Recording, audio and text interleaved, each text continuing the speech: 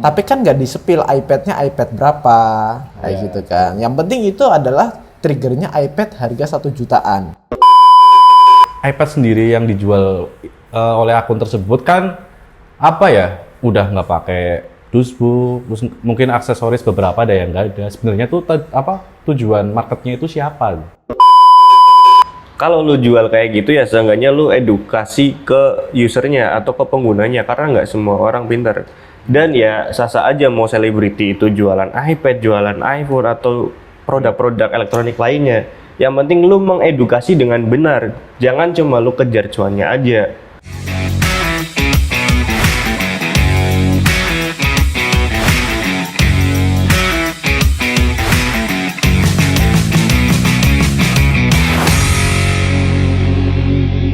Wih, cakep ya. Kalau kayak gini murahnya sih gue bakal beli sih nih. iPad kayak kacang goreng kayak gini harganya 1 juta. Ya elah. Ini gimana nih, legal apa enggak ya? Jangan. Ini namanya. Ini ada Mas Adi sama Bang Chandra ini. Nah, ini kan sebelum kita membahas tentang iPad harga murah ya. Di internet itu kan gila ya, emang lagi rame sih itu. iPad kok harganya 1 jutaan nih. Emang ada bang? Ada itu, ada. Di TikTok tuh kemarin sempat rame, kan sempat TikTok kan udah aktif lagi tuh jualannya. Ada tuh salah satu, adalah pokoknya yang jual iPad itu dengan harga 1 jutaan. Nah, menurut Bang Adi sama Bang Chandra ini nih, gimana tanggapannya nih? Menurut pendapatnya aja deh, dari Mas Chandra dulu nih. iPad dengan harga murah itu gimana? Ini luar biasa loh, dia udah siap dengan pertanyaan yang saya bakal berikan. Gimana? Ini kenapa pertanyaan jadi yang seperti ini nih? Ya? Aduh. Ayo dong, siapa? Jawab apa ya? Ya kalau kita berbicara untuk sisi marketingnya ya, itu kan bisa menjadi sebuah gimmick ya. Mungkin beliau punya produk yang memang tujuannya itu nanti mau jualan, yang dimana untuk mendapatkan audiens atau konsumen dengan cara kan hal-hal seperti itu. Misal kayak zaman dulu di TV itu kan, misal nih gebiar BCA ya kan, di situ belum ada BCA itu. Oh iya. Gimana ya dia? Kosong ya. Masih kosong. Tapi kita Ya, udah pakai lah ya. itu kan ada puting beliung yang dimana itu ternyata yang nyangkut tuh mobil kan, kayak gitu iya, kan. iklan, ada tuh iklannya. Ya itu juga BRI kayak gitu kan. Itu belum ada BRI juga ya dia. Belum. Ya mau BCA BRI mah di situ masih kosong bisa lah. Kayak gitu. BCA kan biasanya BEB atau apa gitu. Terus dan yang lain gitu kan. Mungkin itu menjadi salah satu bahan promosi untuk apa yang sebenarnya nanti real produk yang akan dijual. Mungkin kayak di kita Chandra Apple Solution kan ada gebiar akhir tahun lah, inilah itulah. Cuman kan kalau kita mungkin promonya lebih gebiar akhir tahun, ada sepeda, ada Magicom, ada kan seperti itu. Tetapi kalau mungkin ini sebagai gimmick agar bisa dapat siapa sih yang nggak mau iPad harga 1 jutaan? Tapi kan nggak disepil iPad-nya iPad berapa, kayak gitu kan. Yang penting itu adalah triggernya iPad harga 1 jutaan. Misal nih kayak anggaplah dana marketing dengan beliau beli dengan 300 juta, dapat sekian puluh iPad. Memang itu adalah sebagai dana marketingnya.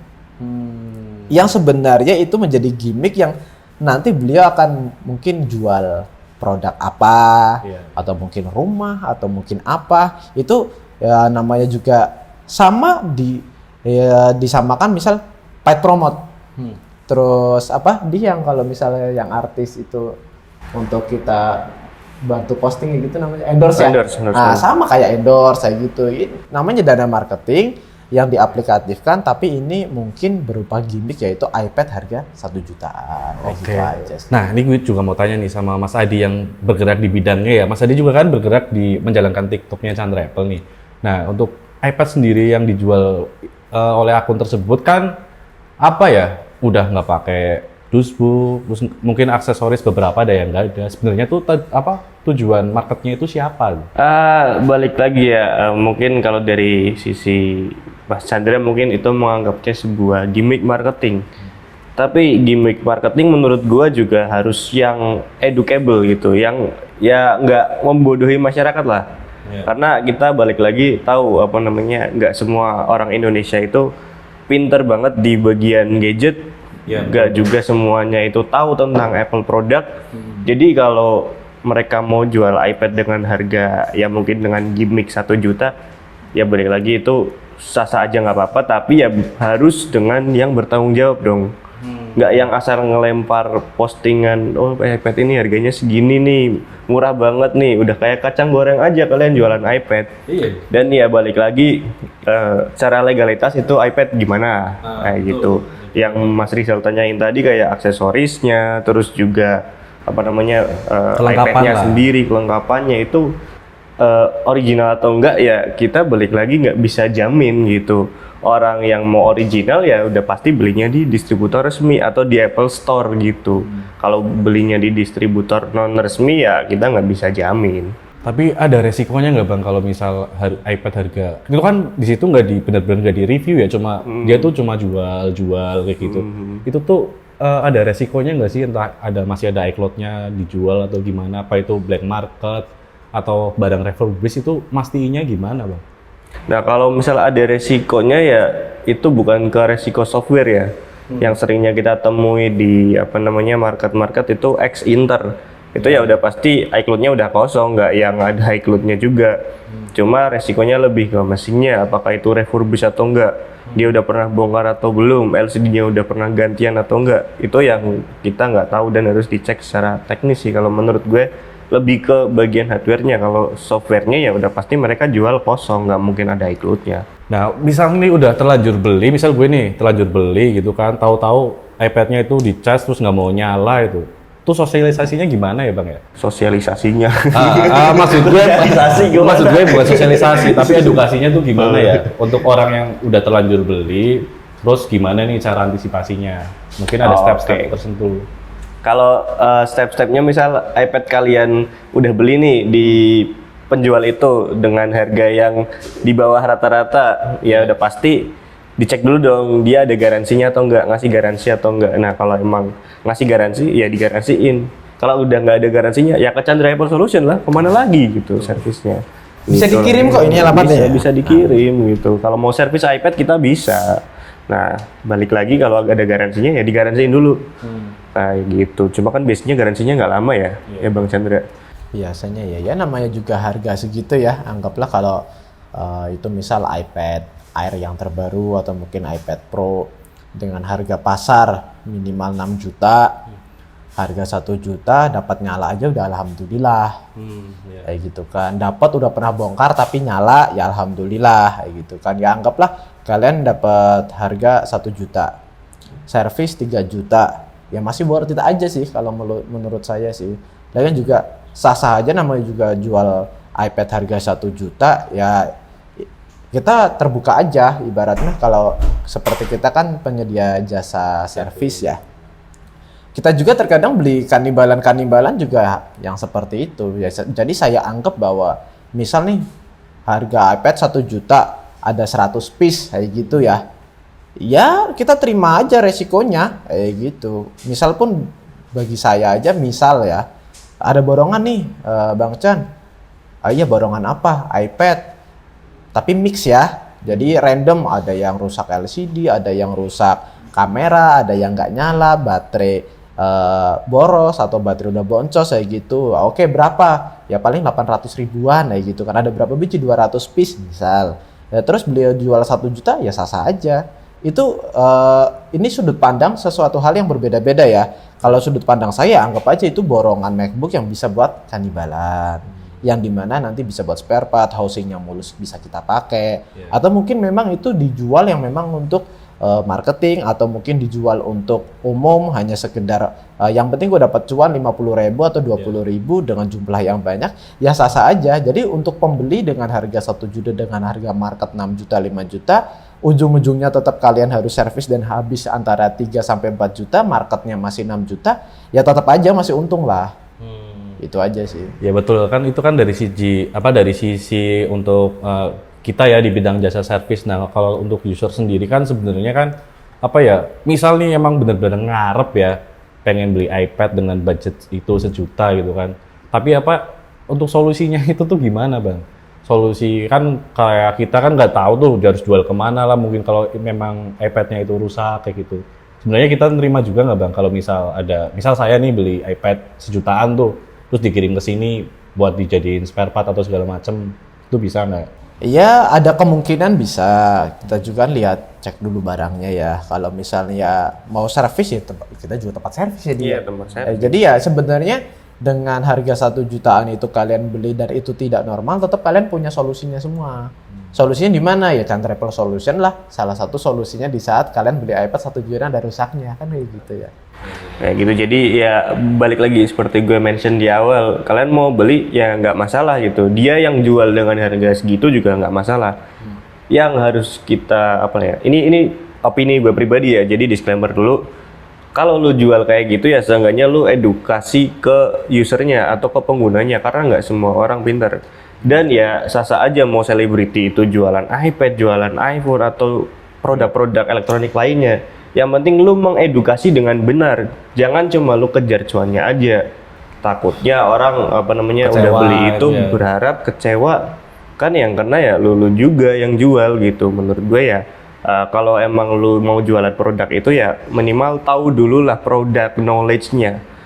Maksudnya gue di sini produk knowledge apa? Apple kan bukan barang yang murah ya. Kalau dijual dengan gimmick barang murah ya menurutku ya itu menjatuhkan produk Apple-nya sendiri, walaupun Apple nggak bakal nuntut itu. Tapi ya balik lagi. Kita harus ngedukasi customer dengan benar. Orang kita aja yang tempat servis ya kita berusaha mati-matian buat ngedukasi kalau ada part yang original, part copotan, terus juga ada part baru. Itu kita edukasi ke customer, nggak cuman asal ganti ini harga yang paling murah, enggak gitu. Kita ya jualnya mbaknya mau yang original copotan ada, mau yang original biasa ada, mau yang grade 2 ada, mau yang mana, tergantung budgetnya mau di servis yang mana gitu sih. Jadi kan kayak mereka pun juga di konten itu kan yang saya lihat tuh kayak bener-bener ngobrol aja tuh di situ, ngobrol terus nggak dikasih tahu speknya apa, terus kekurangannya apa. Bahkan yang gue lihat kan kayak apa sih tumpukan iPad gitu di kayu kayak gitu ya. Kan nggak tahu tuh kualitasnya kayak gimana. Sebenarnya kan sah-sah aja ya, misal kayak kita jualan kayak gitu kan sebenarnya sah-sah aja ya. Tapi kan bagaimana cara kita untuk mengedukasi ke calon pembeli kan, biar mereka merasa nggak kecewa atau gimana. Nah, untuk sebenarnya di undang-undang itu ada aturannya nggak sih Bang? Aduh berat itu, berat itu. Ntar dulu aturan yang seperti apa. Mungkin dalam aturan kita kan bukan jualan produk second lah ya, dengan kualitas yang mungkin ya barang second lah kita tahu sendiri kan. Itu tuh sebenarnya diatur atau enggak sih Bang? Ya misal contoh lah, anggap ya gini. Yang penting nggak nipu. Lihat aja sih emang nggak nipu. Ya. Kalau misal contoh, karena saya punya pengalaman pribadi pada waktu itu tahun 2012, yang dimana waktu itu device paling baru itu kalau nggak salah tuh 5G apa ya? iPhone 5G. Iya, 5G. 4S apa 5G antara itulah, aku lupa. Dengan harga waktu itu normal itu kan 8 sampai 10 juta. Ada yang dulu itu masih e-commerce-nya masih yang zaman dulu tuh kayak Toko Bagus, Kaskus, Niaga. Ini biasanya kalau orang-orang lama tau lah untuk yang e-commerce yang ini kan. Rekber gitu kan. Nah, itu biasanya mereka menjual harga dengan yang tidak wajar. Contoh saya dulu pernah ketipu dengan 2 device, kalau nggak salah 4S atau 5G, yang satunya itu harga 2.500.000, yang dibilangnya itu adalah barang baru. Jadi saya transfer dulu, zaman dulu kan belum ada kayak sekarang ya. Itu beda lah, dulu itu modelnya transfer dulu. Saya transfer ternyata itu penipuan. Nah yang nggak boleh tuh yang kayak gitu kan. Jadi yang tidak boleh adalah penipuan. Tapi apabila memang misal contoh iPad harga 1 jutaan, dia lakukan itu nggak menipu, kayak gitu kan. Memang harga 1 jutaan iPad ini dengan kondisi memang apa adanya yang memang saya jual. Misal contoh seperti itu, ya nggak apa-apa, kayak gitu. Tapi kalau misalnya harga iPad kita jual 1 juta dengan kondisi baru, grace masih segel itu ternyata sudah tidak baru, itu kan berarti kan sudah termasuk penipuan. Tapi kalau memang penjual itu bilang harga 1 juta itu apa adanya, borongan, dan saya jual memang apa adanya, kayak gitu ya. Ya sah-sah aja. Kan udah ada disclaimer apa adanya. Maksudnya apa adanya, ternyata adanya mati. Adanya touchscreen pecah. Ya kan kayak gitu kan. Ya itu juga sering kita lakukan untuk pembelian barang-barang yang seperti itu. Dan kita juga sering melakukan penjualan dengan kondisi seperti itu. Memang kita jual apa adanya, harga normal 6 juta kita jual 1,5. Karena apa? LCD-nya mati, mesinnya mati, housingnya udah remek. Ya sah-sah aja dong kayak gitu kan. Tetapi jika keterangan tidak sesuai dengan barang yang diterima, siapapun itu dengan e-commerce yang sekarang Tokopedia udah ada belum di? Belum hijau ini. Ini udah orange juga belum ada sih. Jadi jika kita menjual barang harga pasar 6 juta, 1,5 dengan keterangan lengkap, masih segel atau lengkap kondisi barang bagus, bla bla bla, ternyata diterimanya tidak sesuai dengan itu ya otomatis pun kalau kita pakai yang hijau ya dia. Iya, hijau atau orange gitu. Ternyata barang sampai tidak sesuai pasti diretur nggak di? Retur bisa, itu tinggal komplain aja dan dia melayani itu dengan baik. Gitu. Ya gitulah. Ya yang hijau nggak barangkali mau masuk ke sini. Jadi memang kembali lagi kalau masalah peraturan undang-undang, kembali lagi penjualnya itu memang melakukan penjualan dengan sesuatu hal yang memang nyata nggak, benar nggak. Contoh lah, kita anak-anak komunitas harga Mercedes-Benz dijual harga 15 juta. Ternyata apa? Memang buat ditetel, bener nggak? Copot pintunya, copot mesinnya, copot itunya, kan kayak gitu kan. Kalau bilang harga 15 juta normal siap pakai, surat-surat hidup kayak gitu kan. Ya berarti itu DP-nya mungkin ya. Nah kan kayak gitu. Nah ngomong-ngomong soal itu tuh, masalah tetel menetel. Ini kan jumlah barang kan banyak bang. Gue pengen tahu tuh alurnya tuh gimana. Dari luar negeri kah atau emang dari dalam negeri kah? Sedangkan misal nih gue beli barang lah 5 aja kan udah kena pajak, pasti nggak nutup dong jual 1 juta gitu bang. Gue pengen tahu tuh alurnya gimana. Lu kan lebih banyak tahu nih bang soal begituan lah. Hati-hati nih gue ngomong. Kok hati-hati banget kenapa bang? Santai aja gitu. Simpel aja ya. Misal contoh, anggaplah di Banyumas, itu ternyata banyak orang yang memang jual HP minusan, kan kayak gitu. Misal saya menjadi seorang pengepul untuk HP minusan. Ya misal iPhone X, harga pasar masih 3-an, karena itu minus LCD, minus ini, ya saya beli harga 500.000. Dan itu yang datang ada 10 orang dengan bawa minimal 3-5, kayak gitu kan. Karena saya belinya HP minus, 500-400.000, kayak gitu kan. Dengan jumlahnya banyak, terus saya jual model borongan, kayak gitu loh. Ya udah, karena saya jual model borongan, total ada 90 unit, kayak gitu saya kumpulin dalam 1 minggu, borongan deh.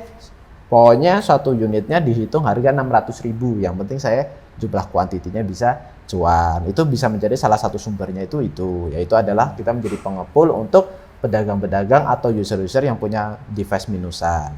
Yang kedua, mungkin memang kita pengambilan barang itu dari luar negeri, entah itu Singapura, entah itu China, entah itu Taiwan, atau dari manapun, karena memang memiliki salah satu klien yang dari luar negeri itu pengepul juga, tapi dijual ke kita dengan misal jumlah 20.000 unit, 10.000 unit. Ya aturannya di Indonesia adalah apa? Apabila masuk barang itu dari luar negeri, ya biasanya pastikan ada pajaknya. Lah urusan pajak mungkin yaitu lebih baiknya kan otomatis kan pastikan namanya juga jual beli ya. Berarti kan ada pengurusannya. Antara pengurusan atau tidak mungkin ya terserah dari penjualnya. Kan kayak gitu ya. Ya itu aja sih. Jadi sumber barang itu bisa dari luar negeri itu bisa. Yang kedua, sumber barang itu bisa dari lokal bisa kayak gitu. Positifnya adalah apa? Memang kita pure pengepul dari pedagang ataupun konsumen. Sisi negatifnya adalah apa? Pengepul barang curian. Nah itu yang nggak boleh tuh. Nah itu nggak boleh. Itu bisa nanti masuk kena ke pasal pidana itu penadah kan kayak gitu.